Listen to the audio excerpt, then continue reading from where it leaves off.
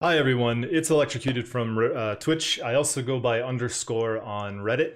I've been around the community for 3 months now, and I've kind of had this question posed to me a lot in the last few days. So I kind of wanted to create something maybe that would help people advance their broadcasting in this community. I always try to pay it forward. I've had a lot of help here and a lot of feedback. I've met some great people. So this is my first semi-tutorial video. I'm not going to go super in depth. I just want to show you the power of something you may or may not know about. And what I'm talking about today is embedding scenes within scenes. Now, you'll notice behind me is a really shitty backdrop. It's just my cloth green screen. And you'll be thinking like, okay, this guy doesn't know what he's doing. I do.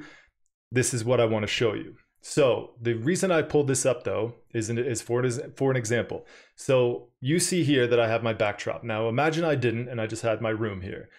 But I don't want to use I want to have a chroma key. I don't like while I'm playing games. I don't want to have my backdrop take up a massive amount of the screen. I just want to be down in a corner or whatever. You can't normally, without doing what I'm doing, have your camera be chroma keyed and not chroma keyed without doing scenes within scenes. Okay, so this is just the camera default. This is what the camera looks like, okay? However, I'm gonna explain this just a little bit better actually before I move on. This is a scene.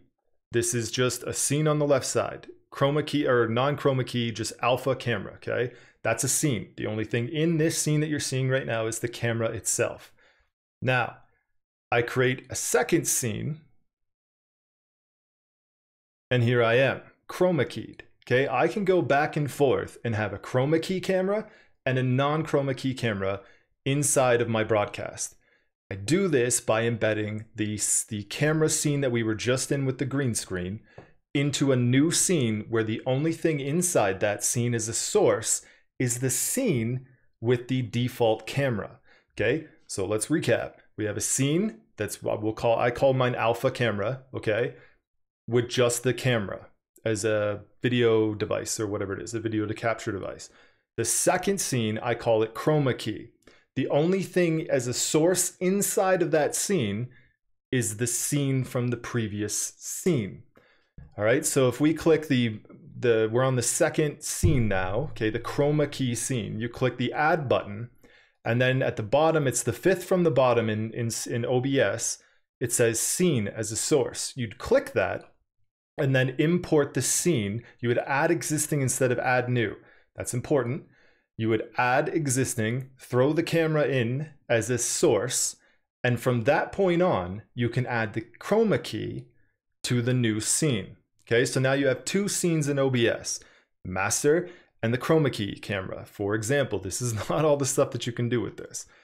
Now you can add filters, you can resize this, I could crop this if I wanted to, and I can have multiple types of the same camera. I could have, you know, a grainy camera. I could have one that's tiny. There's a ton of stuff that I could do because I'm editing that master file without being destructive. Now, if you've ever used any kind of graphic design software such as Photoshop, you would know that the best way to go about editing things within your layers and whatnot within the document that you're editing is non-destructive. This is the non-destructive way to do things in OBS.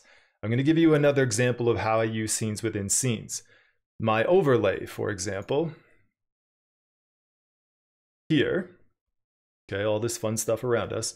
My overlay is a scene. The only thing in the scene for the overlay, the master file on the left under scenes, is the overlay itself. Okay, now I can bring that scene into any other scene that I want to.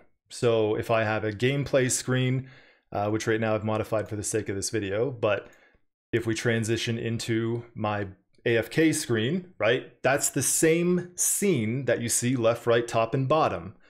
Everything in the middle is its own scene as well within a scene. In the scene you see right now, there are 5 scenes. There are 5 scenes in one here. The overlay, the video in the background, the skull, the intermission banner, and the intermission banner and the yellow box. Inside that yellow box would typically be where the gameplay window for whatever game I'm playing at the time would be displaying, okay? Now, I have all of you're probably wondering, why would I want to do this? Well, There's a reason for that. I use that skull in many different places. Okay, the skull is the same skull that's displayed behind me right now. Obviously, it's much larger and it's also now transparent and white. I embedded that skull as a file that's as big as this window as a scene. Now I can pull that skull in anytime I want into any scene, and I do. And then I can apply filters to it, such as making it white, making it transparent, resizing it, etc., without ever destructively editing that particular file. Another way that I use it, you'll see this video playing behind me. This video is one that I purchased off of Envato because Electrocuted, it's my theme, right? So this video itself is a scene. It's blue. I also have that same scene. Now it's set up as a master source, but I have it so that it can be any color that I want depending on the scene. And you've seen all these three colors in the videos I've shown you. One file set up as a scene, and then multiple scenes with multiple sources of the same scene. If you're wondering, and I've modified what my my normal OBS, this is my gameplay screen right now, but I've modified it for the purpose of this video. Let me get rid of myself here for a second. This is what my scenes, my scenes look like in OBS here. And these are all the scenes that I'm talking about. So my chroma, my non-chroma, the videos themselves, and they won't actually work unless I transition the videos. But things like the skull, the conversation box, my actual overlay, all of those things are scenes. Then when you go into a scene that I actually broadcast, which would be, say, one like this, okay, the video will only play when I actually transition, which is fantastic. This is what the actual scene or the sources looks like for each scene. So I have my overlay, which is a scene, the conversation game box, which is a scene that I have turned off right now, but I can turn it on. Inside of here would be the gameplay, right? The game capture is not on right now because there's no game playing. The skull, right, which is here in the background, and then the video. This is a scene, this is a scene, this is a scene, this is a scene, this is a scene, all captured within one scene, embedded as scenes. That is the power of what scenes can do, and that's how you use it. The opportunities to do really cool shit as a broadcaster are amplified when you understand how scenes within scenes work. And as I said, I'm simple, I just started. But this is what you can do with this, and I think that it's something that no one really talks about. I've watched a ton of YouTube videos, but I haven't seen a lot of people talking about scenes within scenes and how you can use them. So I'm just here to try to help out. Don't hate me or downvote me. And thanks always. You guys have been great. I've been around in the subreddit for about 3 months now. I've gotten tons of feedback, help. There's a lot to be said about how great this community is, and thank you. So hopefully this works as a way for me to give back. Take care, guys, and I'll see you again.